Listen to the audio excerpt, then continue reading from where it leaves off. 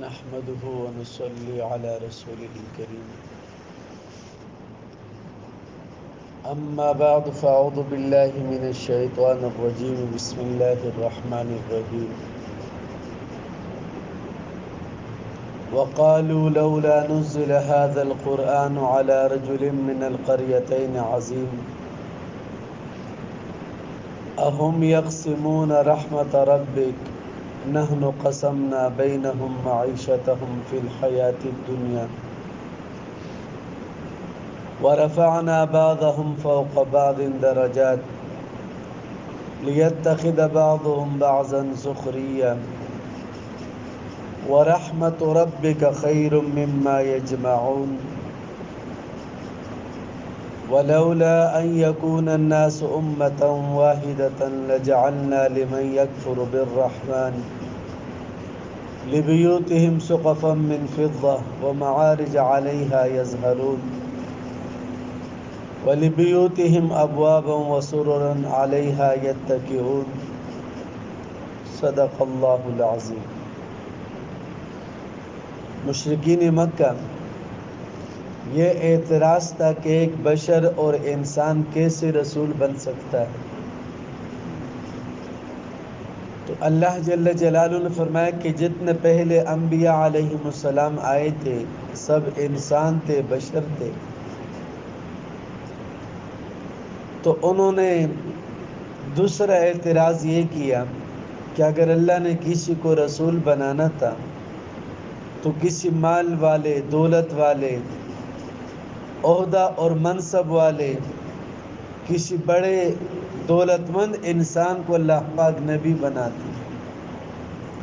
وقالو، اور کہتے تھے، لولا نزل هذا القرآن، کیوں نہیں اترا یہ قرآن علی رجل، کسی بڑے مرد پر، من القریتین عظیم، ان دونوں بڑے شہروں میں سے۔ نزول قرآن کے وقت ایک شہر مکہ مکرمہ اور دوسرا بڑا شہر تھا طائف، تو یہ اعتراض کیا کہ اگر قرآن اترنا ہی تھا تو مکہ مکرمہ کے کسی بڑے سردار پر نازل ہوتا، اور اشارہ تھا ولید بن مغیرہ کی طرف کہ اللہ جل جلالہ نے مال سے بھی نوازا تھا اور اولاد سے بھی، اس کے 10 بیٹے تھے۔ یہ خالد بن ولید رضی اللہ تعالیٰ عنہ کے والد ہے، اور جب یہ اپنے بیٹوں کے درمیان ہوتے تو ایسے نوجوان لگتے، پتہ نہیں چلتا کہ یہ والد اور اولاد ہے یا سب آپس میں بھائی ہیں۔ تو کہا کہ ولید بن مغیرہ پر یا طائف کے سردار عروہ بن مسعود ثقفی پر قرآن پاک نازل ہوتا، اس لیے کہ یہ دونوں اس زمانے کے اندر مالدار قسم کے لوگوں میں سے تھے، سرمایہ دار قسم کے لوگوں میں سے تھے۔ تو گویا کہ مکہ کے لوگوں نے یہ سمجھا کہ نبوت کے لیے مالدار ہونا ضروری ہے، سرمایہ دار ہونا ضروری ہے۔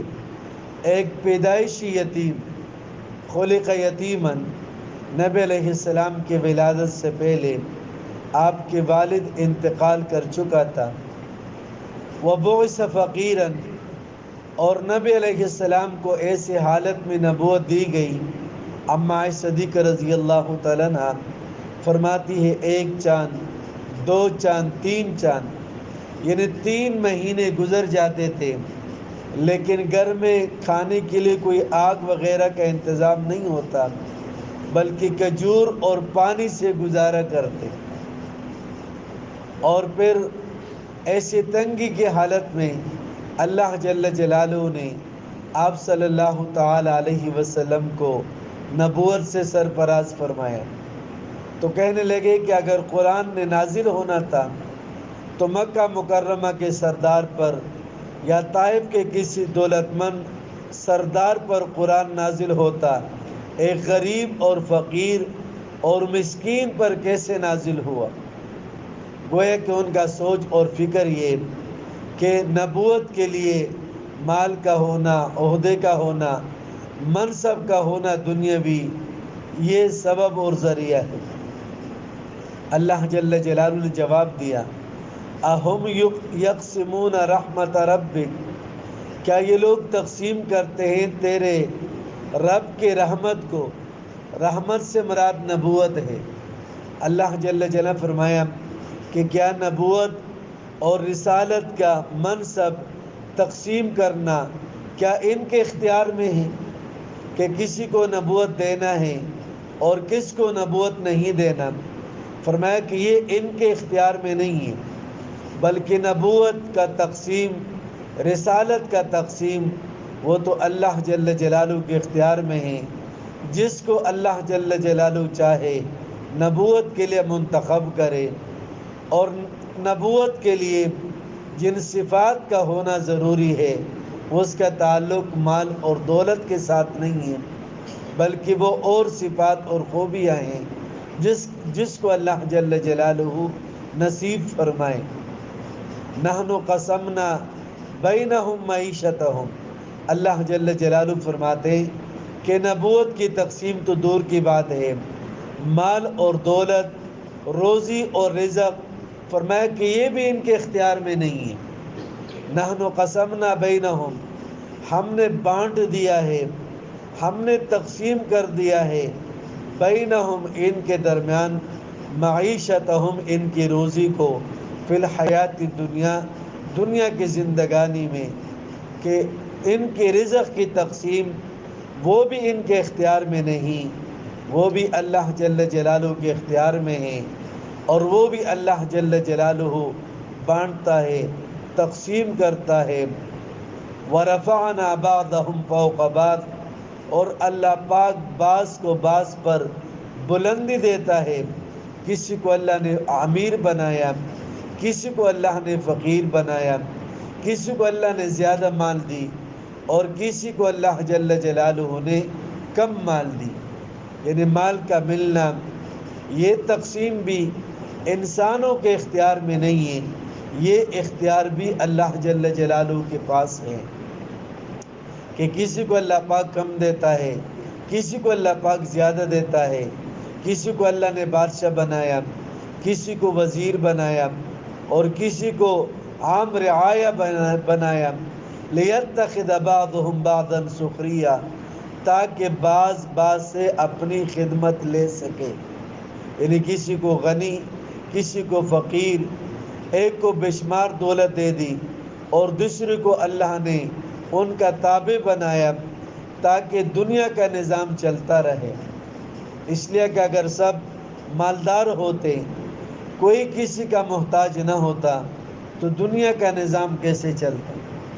تو اللہ جل جلالہ نے اس کائنات کے نظام کو چلانا ہے، اس لیے اللہ جل جلالہ نے کسی کو ہنر دیا، کسی کو مال دیا، کسی کو کم، کسی کو زیادہ۔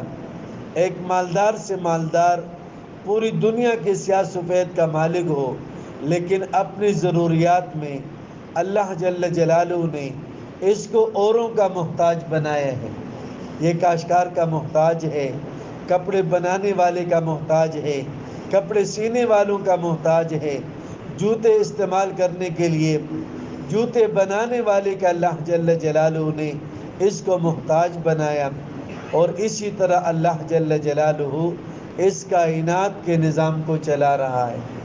تو اس مال کے تقسیم کے اندر بھی اگر یہ اللہ جل جلالہ کے محتاج ہے، ان کو اللہ نے اختیار نہیں دیا، تو نبوت کی تقسیم کے اندر بھی ان کو کوئی اختیار حاصل نہیں ہے کہ کس کو نبوت ملنا چاہیے اور کس کو نہیں۔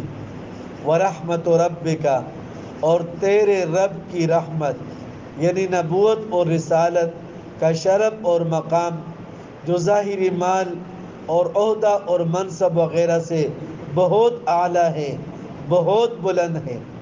جب اللہ نے دنیا کی روزی کی تقسیم ان کی تجویز پر نہیں رکھی، تو پیغمبری اور نبوت اور رسالت کیسے ان کے اختیار میں ہے؟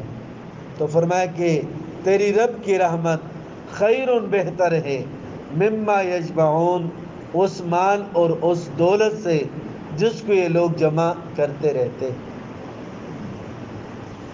اللهم لك الحمد كما أنت أهله، فصل على محمد كما أنت أهله، وافعل بنا ما أنت أهله، فإنك أنت أهل التقوى وأهل المغفرة. اللهم إنا نسألك رضاك والجنة، ونعوذ بك من غضبك والنار. اللهم اغفر لنا واغفر لأمة محمد صلى الله عليه وسلم. اللهم ارحم علينا وارحم على أمة حبيبك محمد صلى الله عليه وسلم. اللهم تجاوز عنا وتجاوز عن أمة حبيبك محمد صلى الله عليه وسلم. وصلى الله تعالى على خير خلقه محمد وآله وأصحابه وأزواجه وذرياته وأهل بيته أجمعين. آمين آمين آمين برحمتك يا أرحم الراحمين.